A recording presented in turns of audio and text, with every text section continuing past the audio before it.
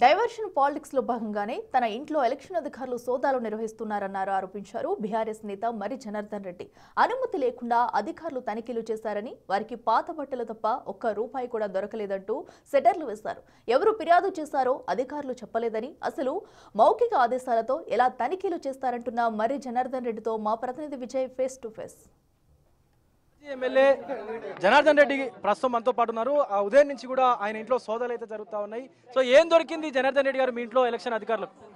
ఏం దొరికిందో చెప్పినా కదా, 2 అండర్వేర్లు 2 బనీళ్ళు 1 టవల్ దొరికింది. మరి ఉదయం నుంచి తనిఖీలు చేస్తా ఉన్నారు. పెద్ద ఎత్తున డబ్బులు కూడా ఉన్నట్టుగా వాళ్ళకి సమాచారం వచ్చిందని చెప్పేసి అధికారులు చెప్తారు. తీయమని బయటికి తీయమను.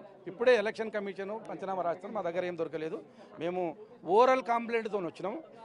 ఓరల్ కంప్లైంట్ ఎవరు ఇచ్చారు, మాకు ఫోన్ వచ్చింది. మేము వాళ్ళ ఓరల్ కంప్లైంట్ రిటర్న్ కంప్లైంట్తో రాలేదు మేము. ఇది అయినా మేమేమంటున్నామంటే సెక్షన్ ఎంసీఏ సెక్షన్ ప్రకారంగా మీరు జ్యుడిషియల్ దాటి బయట వెళ్ళినప్పుడు పర్మిషన్ తీసుకోవాలి. ఎలక్షన్ కమిషన్ పర్మిట్ తీసుకోవాలి. మీకు పక్క ఆధారం ఉంటే. అది లేదు.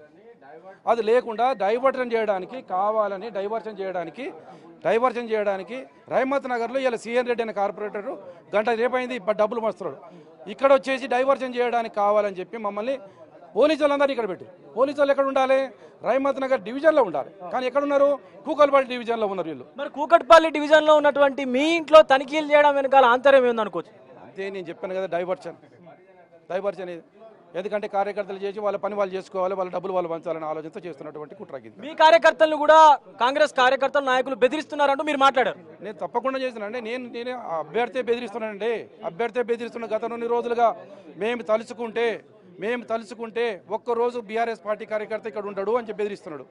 మరి మేము 10 ఏళ్ళు ఉన్నప్పుడు మరి నవీన్ యాదవ్ గారు ఇక్కడే ఉన్నారు కదా, మేము అనుకున్నాం అట్లా. ఇప్పుడు కాంగ్రెస్ నాయకులు ఏం ఆరోపిస్తున్నారంటే నిన్నటి మాగంటి సునీత ఇష్యూని డైవర్ట్ చేయడానికి మీరే ఒకళ్ళ ద్వారా కంప్లైంట్ ఇచ్చారేమో అని చెప్పేసి మాట్లాడుతున్నాను. నేనేమంటున్నా, ఇవాళ ఏ సర్వే అయినా బీఆర్ఎస్ పార్టీ కారు గుర్తు గెలుస్తుందని వస్తున్నటువంటి సర్వేలు ఇవి. మేమెందుకు చేస్తాము? ఇప్పుడు మీ ఎవరు ఇష్యూ డైవర్ట్ చేసి మేము చేసినా వాళ్ళు చేసిరా? ఇష్యూ మీకు అర్థమైంది కదా. మీరు ఇష్యూ డైవర్ట్ ఎవరు చేసిండ్రు అంటే ఇప్పుడు అసలు కంప్లైంట్ చేసిందే మీ వైపు నుంచి అని చెప్పేసి కాంగ్రెస్ నాయకులు మాట్లాడుతాం. ఇక ఇంకా మొత్తం రేవంత్ రెడ్డి ఇంట్లో డబ్బులు పంపించింది మేమేం, రేవంత్ రెడ్డికి డబ్బులు పంపించింది మేము అనలేదు. మీరు ఇంకా ఘోరం అట్లాంటి లేదండి. చూస్తా ఉన్నాము పూర్తిగా ఇటు ఆ కంప్లైంట్ చేసింది బీఆర్ఎస్ నాయకులే అంటూ కూడా కాంగ్రెస్ నాయకులు ఆరోపిస్తా ఉన్నారు. బట్ అసలు కంప్లైంట్ చేయాల్సినటువంటి అవసరం మాకే ఉంది, మా ఇళ్ల మీద మేమెందుకు దాడి చేయించుకుంటామంటూ కూడా మరి జనార్దన్ రెడ్డి మాట్లాడుతూ ఉన్నారు. ముఖ్యంగా అసలు ఒక నోటీస్ లేకుండా, ముందస్తు సమాచారం లేకుండా ఇంట్లో ఎవరు లేనప్పుడు ఎలక్షన్ అధికారులు కావచ్చు, పోలీసులు కావచ్చు దౌర్జన్యంగా ఎందుకు ఇంట్లోకి వస్తారంటూ కూడా మరి జనార్దన్ రెడ్డి మాట్లాడుతూ ఉన్నారు.